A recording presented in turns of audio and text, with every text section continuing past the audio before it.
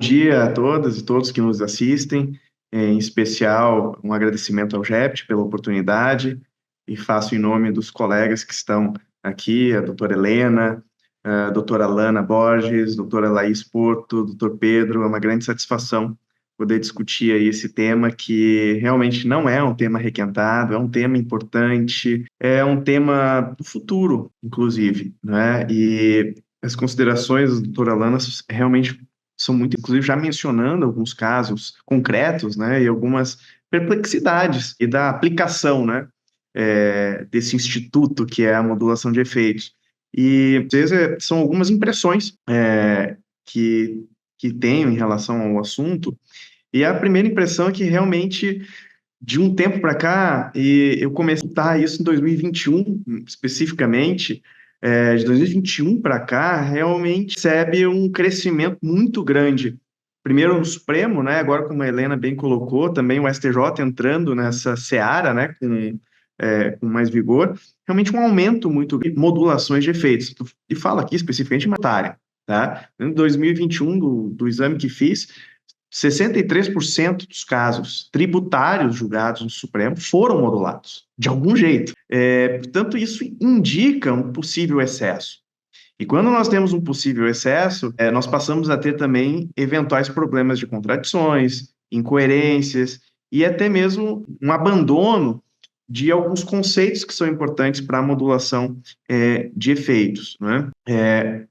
Além do que a doutora Lana bem pontuou aqui, né, que são as razões que levam a uma possível, não obrigatória, uma possível modulação, que consta da Lei 9868 de 99, no artigo 27.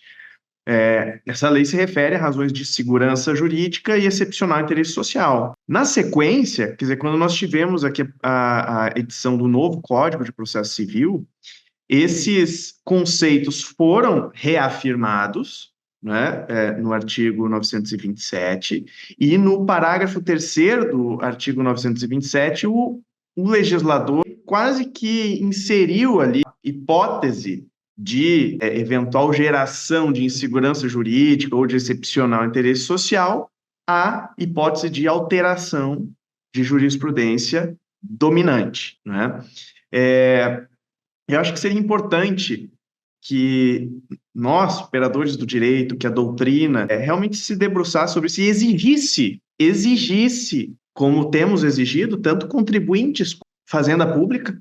Acho que estamos juntos nessa, quer dizer, acho que coerência, transparência e bem definição dos conceitos é importante para todos, né? Exigir isso dos tribunais.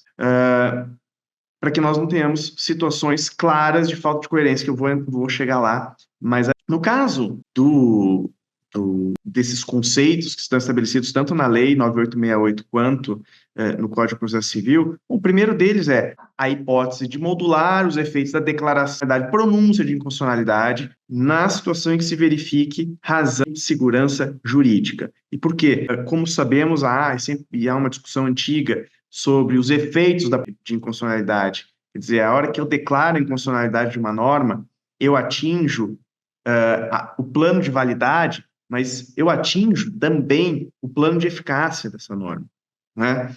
E sempre houve uma discussão se a pronúncia de inconstitucionalidade ela era declaratória ou constitutiva.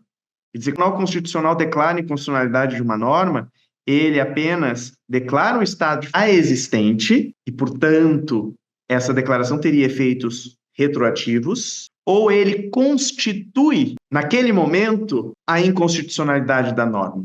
E aí teríamos um efeito prospectivo, né? Essa discussão é antiga e, de alguma forma, aqui no Brasil foi superada, adotamos um modelo similar ao modelo americano, em que consideramos que, na verdade, a declaração de inconstitucionalidade ela é declaratória. A norma já nasceu inconstitucional, só que ela foi declarada posteriormente inconstitucional pelo Tribunal Constitucional, né, pelo tribunal competente, no nosso caso, pelo Supremo Tribunal Federal. Só que isso não resolve o problema, isso diz respeito ao plano de validade da norma, mas isso não resolve o problema do plano de eficácia. E como é que ficam as situações já ocorridas, não é?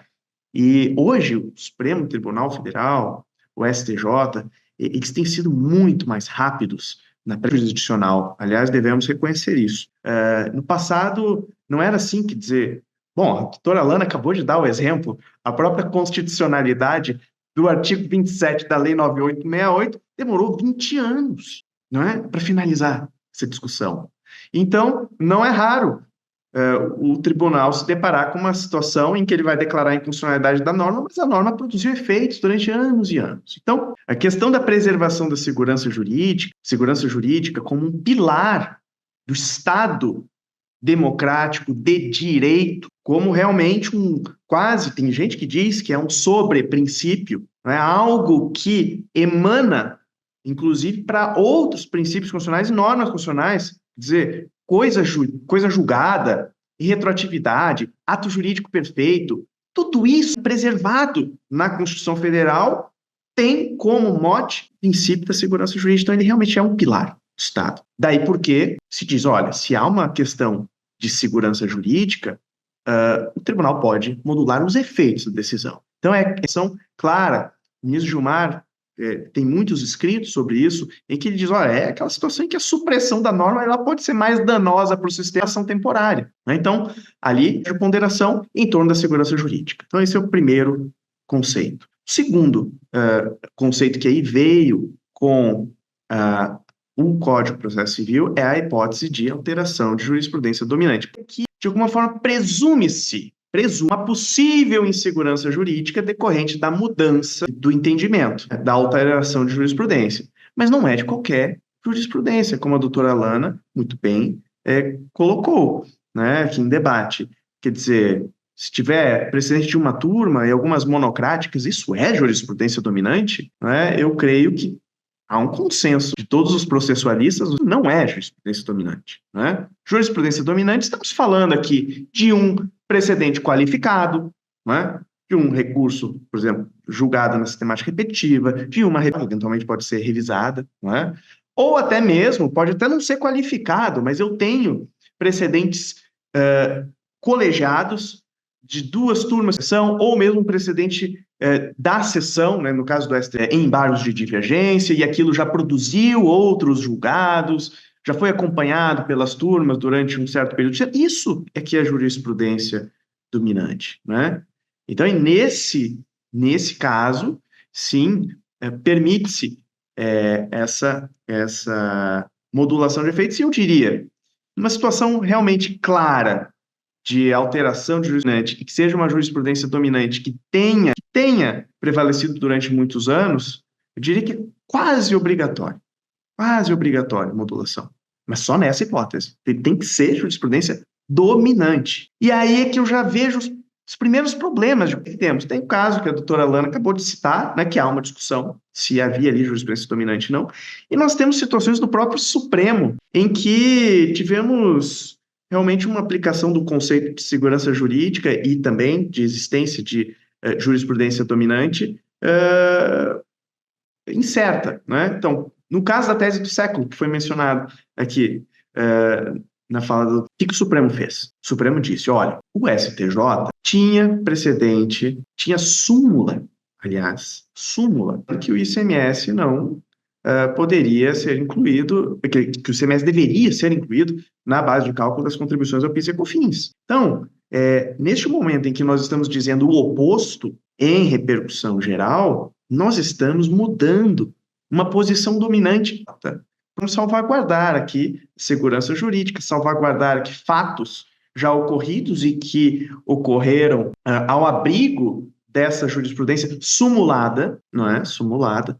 Portanto, vamos modular os efeitos, e modular os efeitos ali em favor do fisco. Não é? Na sequência, houve críticas, evidentemente, e críticas até que acho fundadas, podemos até mais à frente, mas o fato é que modulou e teve um padrão, que é importante, teve um standard. O standard foi esse. Havia jurisprudência J. Estamos alterando, devemos considerar. Porém, na sequência, o Supremo vem e julga os temas 881 e 885. A questão da cessação da eficácia no sucessivo, quando se declara a inconstitucionalidade de uma lei ou ato normativo. E naquele caso concreto é SL, né? E naquele caso, havia também precedente repetitivo do STJ, naquele caso favorável ao contribuinte. E isso, apesar de todos os apelos que foram feitos ao Supremo Tribunal Federal, isso não foi considerado para modular os efeitos daquela decisão. E não necessariamente se pediu ali a modulação para o caso concreto da CSL, porque o caso concreto da CSL até o Supremo justificou e falou, uma ação direta do Supremo, julgada há muito tempo e tudo mais. Só que o problema é que esses temas 881 e 885, a ratio decidente deles se espraiou e tem se espraiado para vários outros casos tributários. E esse que foi o problema. E o Supremo não modulou. Mesmo tendo sido o primeiro caso que o Supremo disse pela primeira vez, com força normativa, olha, uma decisão nossa em repercussão geral tem os mesmos efeitos normativos para fins de cessação da eficácia da coisa julgada de uma ação, de uma decisão em ação de controle abstrato de constitucionalidade. Então, era uma situação séria, né? Isso realmente atinge hoje vários outros cases tributários e não foi modulado. E havia ali também um precedente repetitivo do STJ no sentido diverso. Aí, na sequência, neste ano, o Supremo vem lá no tema 985, também mencionado pelo doutor Alan, em que o Supremo julgou em favor, né, do fisco, né, a matéria de fundos, disse, olha, incide contribuição previdenciária sobre o terço de férias, e aí deu uma modulação, falou, olha, mas tinha um repetitivo do STJ. O Supremo Tribunal, neste caso, veio e falou, tinha um repetitivo, realmente, vamos salvaguardar aqui a posição do contribuinte. O que eu quero dizer é que as coisas ainda estão um pouco movediças, né? Nós vemos uma certa incoerência aqui, em 3 casos distintos em que as soluções não foram necessariamente as mesmas. Então, acho que é preciso responder sobre essa hipótese de alteração de jurisprudência dominante, que realmente em situações de fato, durante um bom tempo, contribuinte ou fisco tenha pautado a sua conduta, né, base naquela jurisprudência, que numa situação de reversão que se preservem esses atos já ocorridos.